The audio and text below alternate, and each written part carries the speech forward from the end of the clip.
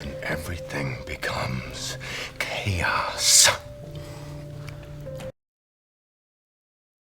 Look, let's talk about banks because this is, an interesting week, as we said. So you've had a couple banks close down. The first one that got attention was Silvergate, and they were more involved in crypto, and not really a huge bank per se, but it was definitely something that caught the market's attention and maybe was that the canary in the coal mine to start out. But really, the Silicon Valley Bank is interesting because it was rather large. I don't know if one would say it has a contagion risk by failing, but it does. Hopefully, it makes people question the the solvency of where they bank, because generally, from a loan to value, like risk management perspective, it wasn't. They didn't blow up because of bad assets. They really blow up because of bad hedging. And what's interesting about our banking sector is you have these regulatory components that a lot of people don't necessarily understand, which is why you see things go on in the bond markets like they do. But this bank, maybe made some bad decisions, but they made bad decisions technically in good assets that just lost value because of when they bought. So they were buying bonds. And do you think some of that is because of this regulatory environment? Maybe they were in a position to rebalance and they just bought at the wrong time. Now all of a sudden they own these assets that are significantly down if you mark to market, but banks are also allowed, in addition to printing money, which we talked about last week and as far as credit growth, but in addition to printing money, they can kind of, do this hold to maturity balance sheet shenanigans, and not necessarily shenanigans. I mean, it's just, you're not marking those assets to market, so it doesn't look like they're carrying this big loss. But then somebody whispers in the movie theater that there's a fire, and all of a sudden everyone's running for the exits. And so a relatively, in the modern day banking system, a relatively healthy bank suddenly has a run on the bank, and less than 48 hours later, they're in receivership. Yeah, so you've hit the nail right on the head. And I think, and the really interesting thing about what you're talking about is it's so all-encompassing. So I'm going to try to explain this in very simple terms, but it really goes back to everything that's happened over the last 2 or 3 years, or you could even argue over the last 15 years. But essentially, let's just use the last 2 years as an example. Everybody knows what happened with COVID. Businesses were shut down. People worked from home. The economy wasn't moving, and so the government sent out checks and did stimulus and tried to plug that hole from the economy itself not functioning. And in that environment, it was very hard for people to go out and hire. It was very hard for people to borrow money and start a new business. And so the banks, at least over in the last year, this has started to change, but let's call it from 2020 to 2021, even into 2022, there wasn't a lot of demand for loans. So in that environment, when a bank has deposits, what do they do with that money? If they're not loaning it out, they go buy a bond with it, right? Well, over that same time period, and for regulatory purposes, like you mentioned, they have to hold certain types of collateral, often which entail being government bonds or longer term treasuries or medium term treasuries. And those have the lowest risk weighting. And so those are the ones they buy. But they're doing that when interest rates are very low. And the reason interest rates are very low is the Fed is holding them low, doing QE, trying to stimulate the economy. Okay, so that's the environment around which banks are buying bonds, low yielding bonds, and putting them on their balance sheet. That works really well until 2022, about a year ago. Now the Fed starts to hike rates.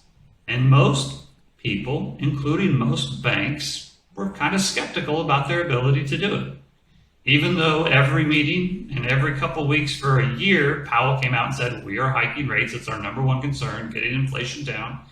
I don't know if people just didn't believe him or if they didn't quite appreciate the risk or what it was, but over the last year, rates have gone from 50 basis points to 450 basis points. Now, on a 1 or 2 year bond, that's not such a big deal. On a 10-year bond or a 30-year bond, that's a big deal. That means that those bond prices are down anywhere from 15 to 30%, depending on the duration and the type and all that kind of stuff. And so the assets of the bank are dropping in that environment. But to the point that you just made, nobody really knows the assets of the bank are dropping. They kind of theoretically probably think that they are, but it doesn't show up on their financial statements because the banks aren't planning to sell those bonds. They're going to hold them to maturity. If they were marking them to market, if they were marking them at liquidation value and posting their balance sheet every day on their website, then you would say, holy cow, this bank is losing money, or this bank is not in good shape. But because they don't do that, and because they don't have to do it, and because they can market to maturity rather than market to market, everything looks fine. And in reality, everything is fine until there's a catalyst, right? Whatever the catalyst is. And it might not even be a big catalyst. It's the proverbial straw that breaks the camel's back. One person decides to go get their money. And somebody else decides to withdraw their money. Somebody else decides to withdraw their money. And pretty soon they've withdrawn enough money that the bank has used the liquid cash to pay back the depositors. Now they have to start liquidating assets to pay back depositors. But in the meantime, those bonds that are marked to market are actually getting sold, those bonds that are getting marked to maturity, 100 cents on the dollar or 99 cents on the dollar, whatever it is, are now getting liquidated at current market value, which is 75 cents on the dollar or 83 cents on the dollar. And all of a sudden those losses start to show up. And as the losses start to show up, more people start to think, hey, maybe I should get my money out. And it becomes the classic bank run, right? Now, you can say that Silicon Valley Bank should not have been buying treasuries. That was such a stupid bet. Obviously with interest rates at 5,000 years old, there's only one way this could go. Well, it's easy to say that unless you're a bank, because banks can't go private equity. You don't want your bank invested in the stock market. There are limited things that the bank can do. And from a regulatory standpoint, they have to buy bonds, or they have to buy certain types of securities. Now, what they could have done and what they probably should have done is hedge that interest rate risk better. That's one thing that they could have done better. And maybe they didn't have to go out so far on the yield curve. But the point is all of this stuff is related. It's not due to just one thing. Part of it's government mandated, part of it's market dynamics, part of it is where we are in the overall cycle of not just the short-term cyclical cycle, but the long-term global cycle. And everything kind of starts to hit, and like I said, the straw that breaks the camel's back causes a bank run. So that's what's happened with Silicon Valley Bank over the last, really just the last week, right? And it's amazing how quick it can happen once it starts. The point I would make is that Silicon Valley Bank is not the only bank that this applies to. This applies to many banks, right? A lot of banks were doing the same thing as Silicon Valley Bank. Now, will it become a contagion where the whole banking system comes into crisis? That is possible. Of course that's possible. That's part of my thesis, right? Is that we're at the end of this long-term debt cycle. At some point, the piper's going to have to get paid. Now, does that mean it's going to happen next week? I don't know. And I'm the first to say I don't know. And neither do you. And the person reading or listening to this, you don't know either.